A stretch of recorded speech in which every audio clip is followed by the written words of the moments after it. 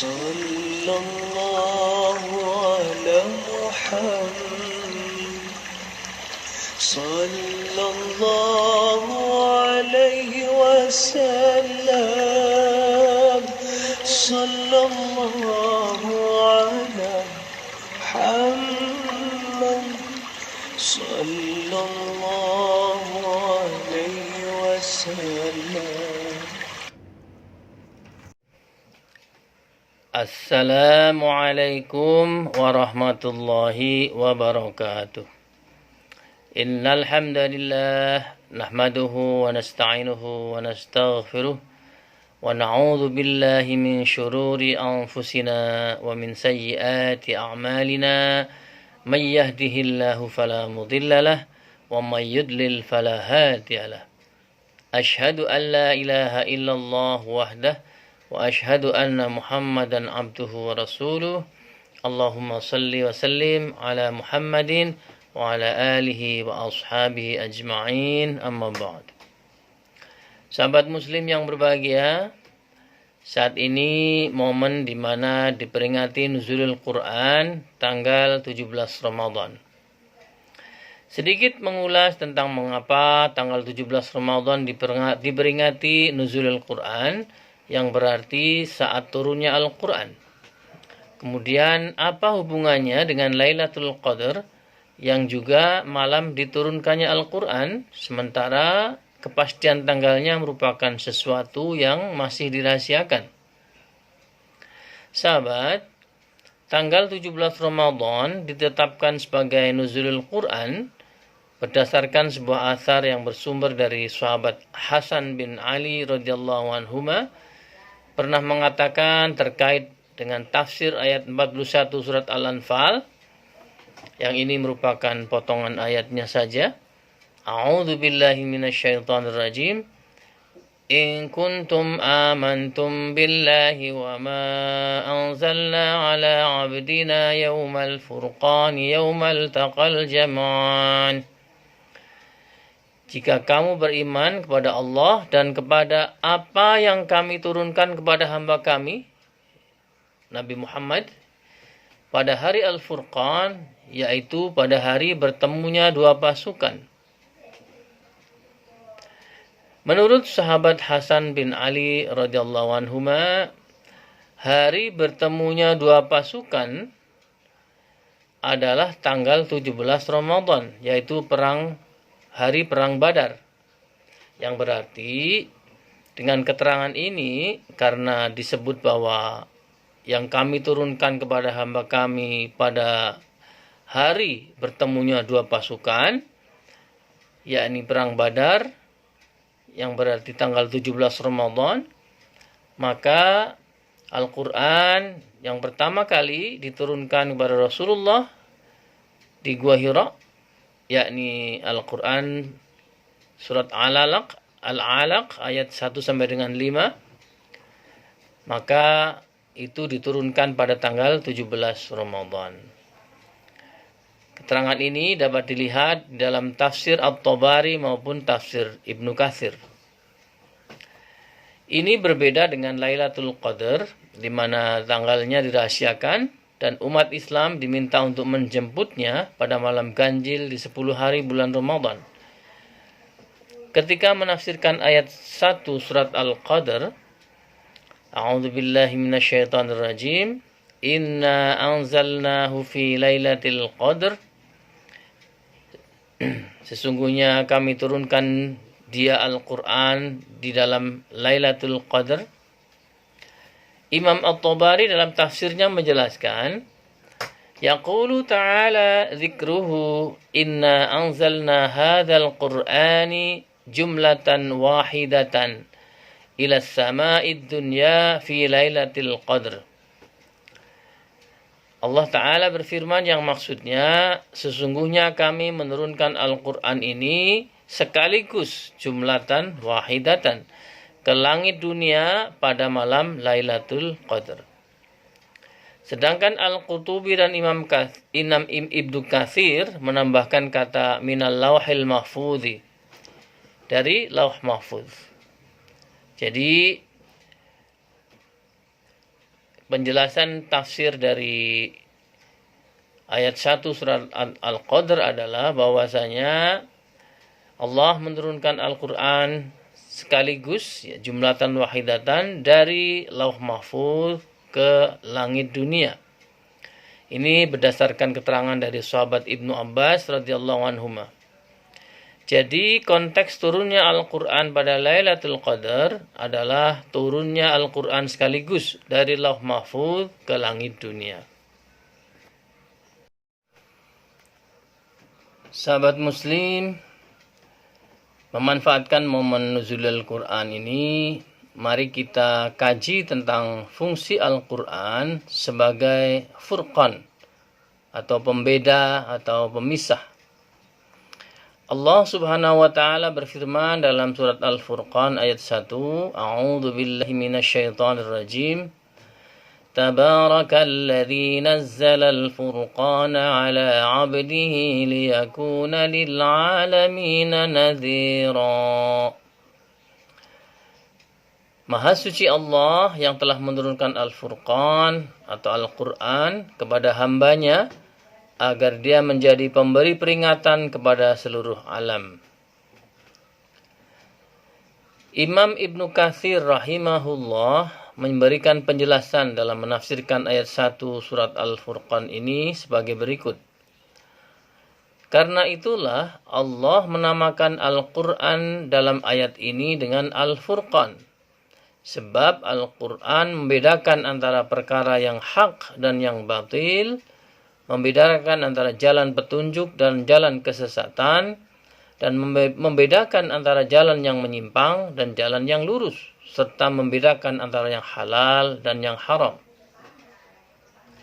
Sahabat, maka berdasarkan keterangan ini, semua orang Islam wajib menjadikan kebenaran Al-Quran ini sebagai tolak ukur kebenaran atau standar kebenaran.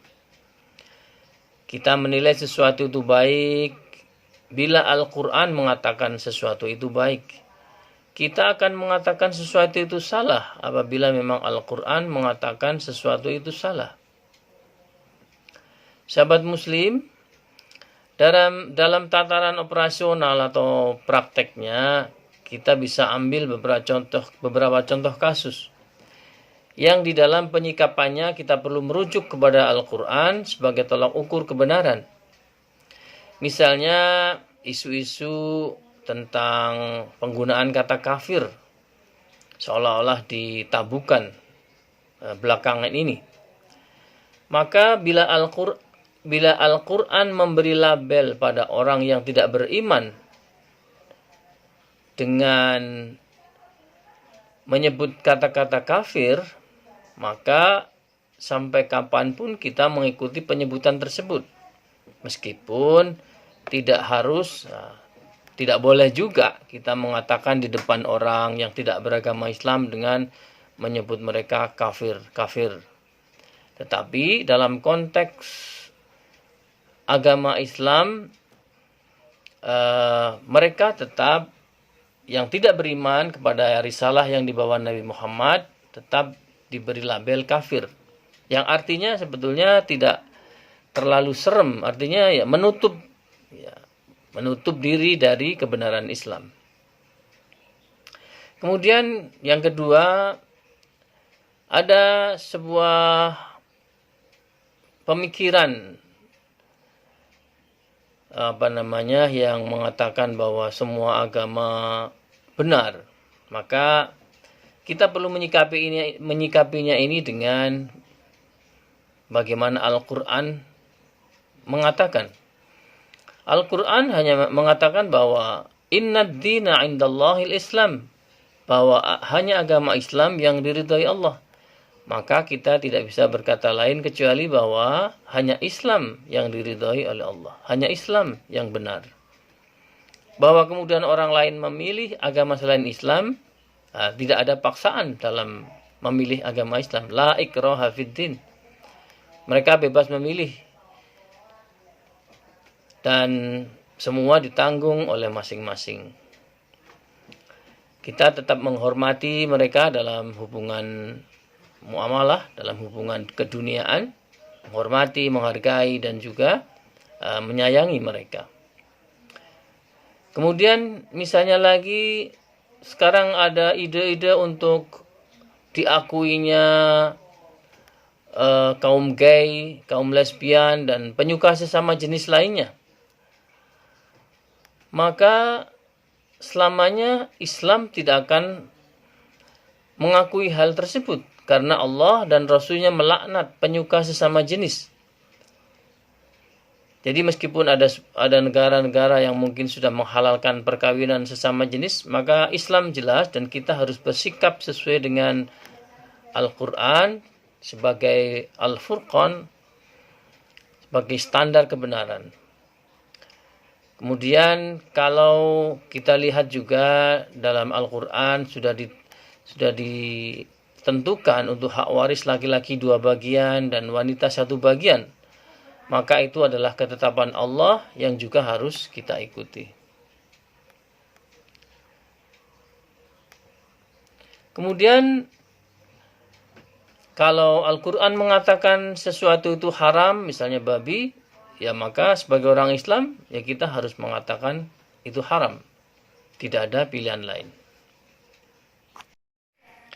Sahabat Muslim, menjadikan Al-Quran sebagai Al-Furqan berarti menjadikan umat Islam mengikuti dan menerima apa yang sesuai dengan Al-Quran dan menolak apa saja yang menyelisih Al-Quran. Sesuai firman Allah dalam surat Al-Ahzab ayat 36, A'udzu billahi minasy syaithanir rajim. وَمَا كَانَ لِمُؤْمِنٍ وَلَا مُؤْمِنَةٍ إِذَا قَضَى اللَّهُ وَرَسُولُهُ أَمْرًا أَن يَكُونَ لَهُمُ الْخِيَرَةُ مِنْ أَمْرِهِمْ وَمَنْ يَعْصِ اللَّهَ وَرَسُولَهُ فَقَدْ ضَلَّ ضَلَالًا مُبِينًا. Dan tidaklah patut bagi laki-laki yang mukmin dan tidak pula bagi perempuan yang mukmin apabila Allah dan Rasulnya telah menetapkan suatu ketetapan, akan ada bagi mereka pilihan yang lain tentang urusan mereka. Dan barang siapa mendurhakai Allah dan Rasulnya, maka sungguhlah ia telah sesat yang nyata. Ibnu Katsir memberikan keterangan terkait dengan ayat tersebut. Ayat ini mengandung makna umum mencakup semua urusan. Yang garis besarnya menyatakan bahwa apabila Allah dan Rasulnya memutuskan suatu perkara, maka seorang pun tidak diperkenankan menentangnya. Dan tidak boleh ada pilihan lain, atau pendapat lain, atau ucapan lain selain dari apa yang telah ditetapkan. Karena itulah, maka diperingatkan dengan keras bagi orang yang menentang hal ini melalui firman Allah, وَمَنْ يَعْصِ اللَّهَ وَرَسُولَهُ فَقَدْ ضَلَّ ضَلَالًا مُبِينًا. Dan barang siapa yang mendurhakai Allah dan Rasulnya, maka sungguhlah dia telah sesat dengan kesesatan yang nyata. Sahabat, tidak mentaati apa yang telah ditetapkan oleh Allah dan Rasulnya dalam bahasa agama disebut maksiyah, yang biasa diterjemahkan dengan durhaka. Dan mereka yang tidak taat kepada Allah dan Rasulnya dinilai oleh Rasulullah sebagai orang yang enggan masuk surga. Dari sebuah hadis yang diriwayatkan oleh Imam Bukhari, Imam Ahmad, dan Imam Hakim, dari Abu Hurairah radhiyallahu an, bahwa Rasulullah sallallahu alaihi wasallam bersabda, semua umatku akan masuk surga kecuali yang enggan. Para sahabat bertanya, wahai Rasulullah, siapakah yang enggan? Beliau sallallahu alaihi wasallam menjawab, barang siapa yang mentaatiku, niscaya dia akan masuk surga. Barang siapa yang bermaksiat atau menentang atau tidak taat kepadaku, maka dia enggan masuk surga. Sahabat Muslim, mari kita betul-betul menjadikan Al-Quran sebagai Al-Furqan, pemisah atau pembeda dalam hidup kita. Pembeda yang benar dari yang salah, pemisah antara yang baik dan yang buruk, pembeda antara yang halal dan yang haram, antara jalan yang sesat dan jalan yang lurus. Sekian, mudah-mudahan bermanfaat. Assalamualaikum warahmatullahi wabarakatuh. Sallallahu ala Muhammad, sallallahu alaihi wasallam, sallallahu ala Muhammad, sallallahu alaihi wasallam, sallallahu ala Muhammad, sallallahu alaihi wasallam, sallallahu ala Muhammad, sallallahu alaihi wasallam.